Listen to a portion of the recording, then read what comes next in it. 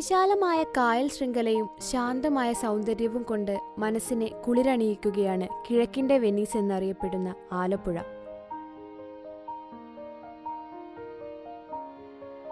ആകർഷകമായ പൈതൃകവും സംസ്കാരവും ആലപ്പുഴയുടെ വശ്യതയെ എടുത്തു കാണിക്കുന്നു.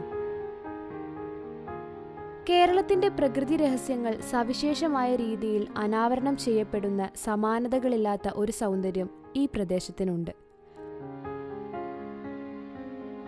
അറബിക്കടലിന്റെ മടിത്തട്ടിലെ ജലപാതകളും വള്ളംകളിയുടെ ആരവങ്ങളും ഹൗസ് ബോട്ട് യാത്രയുടെ ആസ്വാദന സൗന്ദര്യവും ആലപ്പുഴയുടെ ജീവനാഡിയാണ്.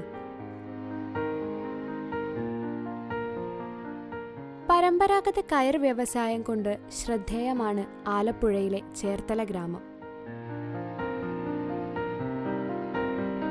ബ്രിട്ടീഷ് ഭരണം നിലനിൽക്കെ ആലപ്പുഴയിലേക്കുള്ള സായിപ്പുമാരുടെ കടന്നുവരവോടെയാണ് ആലപ്പുഴയിലെ കയർ വ്യവസായത്തിന്റെ തുടക്കം.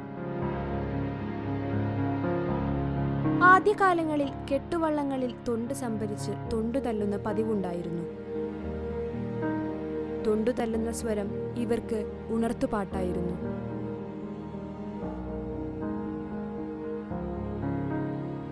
ഇപ്പോൾ മടൽ മിഷ്യത്തിൽ അലിച്ച് ചകിരിയായിട്ടാണ് വരുന്നത്. ആ ചകിരി നമ്മൾ ഇവിടെ നമ്മുടെ നാട്ടിൽ കൊണ്ടുവരുമ്പോൾ അത് നമ്മൾ ചകിരി കുടഞ്ഞു ഇങ്ങനെ എടുത്ത് ഇഴയിട്ട് മിഷ്യത്തിലൂടെ തന്നെ ഇഴയിട്ട് വലിച്ചവിടെ എത്തിച്ച് പിന്നെ കയറാകുക. മിഷ്യൻ ചെയ്യുമ്പേ പച്ചമടൽ വെള്ളത്തിലിട്ടിട്ട് അത് ഒരു 2-3 മാസം കഴിയുമ്പോൾ അത് ചീഞ്ഞ് നല്ല പരിവാകും. അപ്പോൾ പിന്നെ വടിയും കല്ലുപയോഗിച്ച് തല്ലി പിന്നെ വെയിലത്തിട്ട് ഉണക്കി അലിച്ചു ചകിരിയാക്കി പിന്നെ അടുക്കി വെച്ചു ഇരുന്ന് കൈകൊണ്ട് തിരുമ്മി പിരിക്കുകയായിരുന്നു. മിഷ്യൻ പ്രവർത്തിക്കാൻ തുടങ്ങിയപ്പോൾ ഇപ്പം മിഷ്യത്തിലൂടെയാണ് അത് ചെയ്യുന്നത്. യന്ത്രവൽക്കരണത്തിന്റെ അതിപ്രസരത്തോടെ കയർ വ്യവസായവും യന്ത്ര സംസ്കാരത്തിന്റെ നിയന്ത്രണത്തിലായി. തൊണ്ടുതല്ലുന്ന ശബ്ദത്തിനു പകരം ഇന്ന് കയർ പിരിക്കുന്ന റാട്ടുകളുടെ ശബ്ദമാണ് ഇവർക്ക് സുപരിചിതം. കുറച്ചു വർഷങ്ങൾക്ക് മുൻപ് ചേർത്തലയിലെ ഓരോ വീട്ടിലും സ്വന്തമായ കയർ വ്യവസായമുണ്ടായിരുന്നു. എന്നാൽ ഇന്ന് വീടുകളിലെ കയർ വ്യവസായം വിരളമായ കാഴ്ചയായി എന്നു തന്നെ പറയാം. ഒരു 20 വർഷത്തിന് മുമ്പ് ഈ മേഖല എന്ന് പറഞ്ഞാൽ കുറേ ആൾക്കാരിങ്ങനെ ഇതിൻ്റെ ആയിട്ട് ജീവിക്കുകയായിരുന്നു. അപ്പം അത് കഴിഞ്ഞിപ്പോൾ ഈ മേഖല തകർച്ചയിലേക്ക് പോയിക്കൊണ്ടിരിക്കുകയാണ്. പിന്നെ അന്നൊക്കെ ഇത് മെച്ചമുണ്ടായിരുന്നു, മിക്ക ആൾക്കാരും ഇതിലേക്ക് വരുമായിരുന്നു. ഇപ്പോൾ ഈ വില കുറച്ചിലും പിന്നെ മറ്റു കാര്യങ്ങൾക്ക് വന്നപ്പോൾ ആൾക്കാർ കൂലി കുറഞ്ഞു പോയി. അപ്പോൾ കൂലി കുറഞ്ഞുകൊണ്ട് വേറെ മേഖലയിലേക്ക് പോയി ജീവിക്കാൻ പറ്റാത്ത അവസ്ഥ വന്നു പോയി. ഇപ്പം ഞങ്ങളിപ്പോൾ ഈ കുറഞ്ഞ ഒരു ഓർഡറിൽ മാത്രമേ ഇപ്പം പിടിച്ചിരിക്കുന്നുള്ളൂ. ഇപ്പോൾ ഇടനിലക്കാർ വഴി കമ്പനിക്കാർ തരുന്ന ഓർഡർ കൊണ്ട് ഞങ്ങളിപ്പോൾ മുന്നോട്ട് പോയിക്കൊണ്ടിരിക്കുക. രാവെളുക്കുവോളം അധ്വാനിച്ചിട്ടും ജീവിതത്തിന്റെ രണ്ടറ്റവും കൂട്ടിക്കെട്ടുവാനുള്ള വരുമാനം ലഭിക്കാതിരിക്കുന്ന സാഹചര്യത്തിൽ ഇവർ നിസ്സഹായരാവുകയാണ്.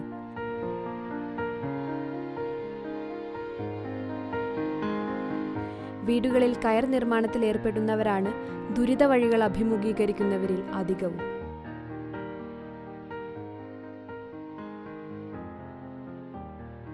ഫാക്ടറികളിലും സൊസൈറ്റികളിലും കയർ നിർമ്മാണത്തിൽ ഏർപ്പെടുന്നവർ താരതമ്യേന സുരക്ഷിതരാണ്. ശരിക്കും ഇവിടെ കേരളത്തിൽ പിന്നെ ഇതിനുള്ള സംവിധാനമില്ല,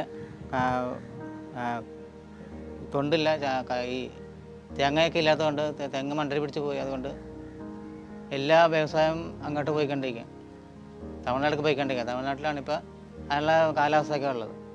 അവർ തെങ്ങ് വെച്ച് പിടിപ്പിക്കുകയും അവർ തേങ്ങ അത് പിന്നെ ചകിരിയാക്കി നമുക്ക് ഇങ്ങോട്ട് തിരിച്ചടിക്കുകയാണ് ചെയ്യുക. അപ്പോൾ അവർ അവിടെ പിന്നെ ഈ തറയൊക്കെ ഇട്ട് അവർ നെയ്യുന്നതുകൊണ്ട് ഇങ്ങോട്ട് കയർ വിടുന്നില്ല. അവർ വിടുന്ന കയറിന് ഭയങ്കര വിലയാണ്, നമ്മൾ കൊടുക്കുന്ന തടുക്കിന് വിലയില്ല. കയർ വ്യവസായം മാത്രം വരുമാന മാർഗമായുള്ള ഒരു ഭൂതകാലം ഇവർക്കുണ്ടായിരുന്നു. എന്നാൽ ഈ വർത്തമാനകാലത്തിൽ കയർ വ്യവസായം ഇവർക്ക് സമ്മാനിക്കുന്നത് അരക്ഷിതാവസ്ഥയും ആശങ്കകളുമാണ്. അധ്വാനത്തിന്റെ ഇഴകളിൽ കണ്ണീരുപ്പു കലർത്തി അന്നമുണ്ണേണ്ടി വരുന്ന ഒരു ഭാവിയെ നോക്കി നെടുവീർപ്പിടുകയാണ് കയർ നിർമ്മാണ തൊഴിലാളികൾ.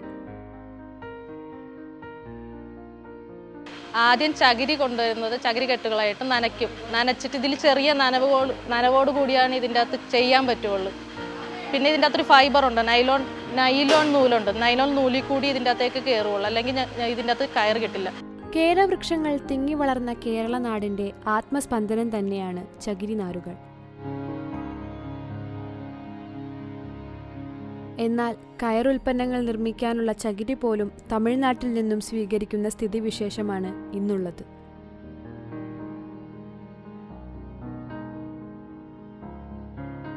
ചകിരി നാരുകൊണ്ട് സ്വപ്നങ്ങളുടെ പരവതാനി നെയ്തെടുത്ത തലമുറ ഇന്ന് അന്യമായി കൊണ്ടിരിക്കുകയാണ്. പുതുതലമുറയ്ക്ക് ചകിരി പിരിച്ചതിൻ്റെ തഴമ്പുകളില്ല, ഏതാനും ചില ഓർമ്മകളേയുള്ളൂ.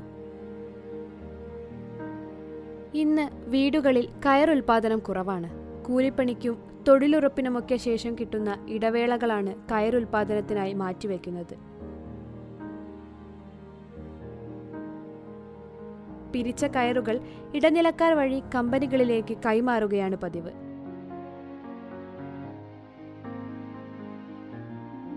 സൊസൈറ്റികളിലും കമ്പനികളിലുമൊക്കെ കയറുൽപാദനം സുഗമമായി നടക്കുന്നുണ്ട്. താരതമ്യേന വീടുകളേക്കാൾ വരുമാനവും ഇവർക്കുണ്ട്. വിവിധ നിറത്തിലുള്ള കമ്പി കാർപ്പറ്റുകൾ, പനാമ, പായകൾ മുതലായി ഇവർ നിർമ്മിക്കുന്ന കയറുൽപ്പന്നങ്ങൾ ഏറെയാണ്.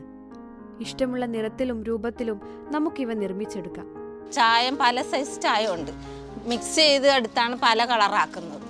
പച്ചയും നീലയൊക്കെ കൂടെ മിക്സ് ചെയ്ത് മെറൂണൊക്കെ ആക്കും. അങ്ങനെ ചുവപ്പും പച്ച നീലയും കൂടെ ഒക്കെ മെറൂണാക്കി അങ്ങനെയൊക്കെ പല കളർ അവർ മിക്സ് ചെയ്തൊക്കെയാണ് ഇതാക്കി കളർ മുക്കി എടുക്കുന്നത്. മുക്കി ഉണക്കി നമുക്ക് കൊണ്ടുതരും.